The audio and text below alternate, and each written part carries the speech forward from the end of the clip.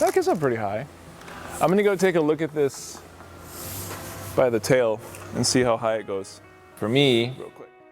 a light painting is taking a still life and making everything black and then painting it back in from the sexiest possible, most dignified angles to make what is real elevated to the level of art that's worthy of being put on your wall. Taller than the plane. This is gonna be wild. Judge Johnson from the Boys and Girls Club knows me from Ames High School because that's where I went. Dan McClanahan, this is all you. And he came by and he's like, what's something cool that you can do that no one else can do that we can sell for a lot of money at the Boys and Girls Club Gala? And I was like, coincidentally, Judge, I've been learning this new skill that's worth a lot because it's really difficult to pull off. So I said, hey, I'll donate a light painting at your gala. I grew up here, and I love Ames, and I knew Judge in high school. So when he came to me and he said, what's something we can do that's like spectacular and has never been done before? This is kind of what I've been working on for a couple of years. I started doing them locally. I've done a couple for Iowa State. I've done a couple for car owners. I did some for this guy that restores old tractors. So commercially, light painting is how all of the high-end car pictures for like big brands used to be done, where you look at it and you're like, how come every highlight is contoured and it looks all sexy in the picture?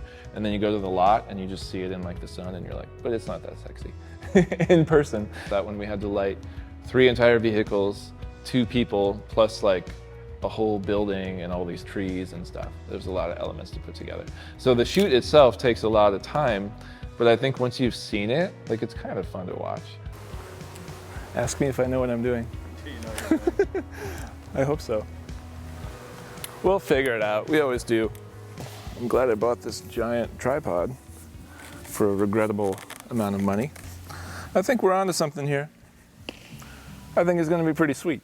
So the winner of that at the gala was this company that wanted to have light painting done of this airplane in this private hangar as a gift to someone that they know. So I went in there earlier in the day and had the plane like positioned because no one was going to be there when we went in to shoot it. So it had to be set up roughly the way I wanted. And I'm viewing it in daylight, but then I'm closing my eyes and I'm visualizing what it will look like after I paint it. And that's the hardest part about this technique, is you have to see it and then make it come to life.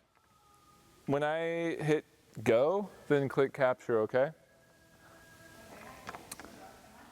But we went into this hangar and it was like 1,000,000 degrees and this plane was huge. It's the biggest thing I've ever painted. So it took a few hours. I had a friend named Diane help me out, shoot from the iPad, and I would tell her how long the exposure should be, and then I'd run around with my pole. And because it was so big, we had to light the nose, and then each of the wings, and then the tail, and then all of the underbelly, the tires. We had to get the lights on. We also painted the entire hangar. Because it's still super pretty. So I'm going to switch to, Really pretty. I'm going to go behind the wing.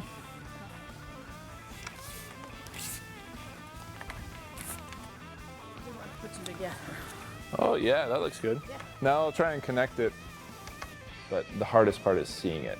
But the more you practice and the more you live with the mental illness of being a photographer, like you just see stuff constantly and then you can't turn it off. So that's not a problem for me anymore. All right, ready, Diane?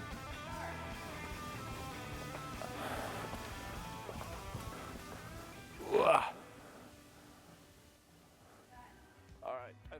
I feel like for a lot of people who haven't been trained visually and like how light works and stuff, when you look at one of these pictures, you're like, oh, that's cool, but you have no idea why. And it helps to really break it down and show like, this is why. You start from a canvas of blackness, and then you literally build up the entire picture like Bob Ross on a blank canvas, but you're using highlight as your paint.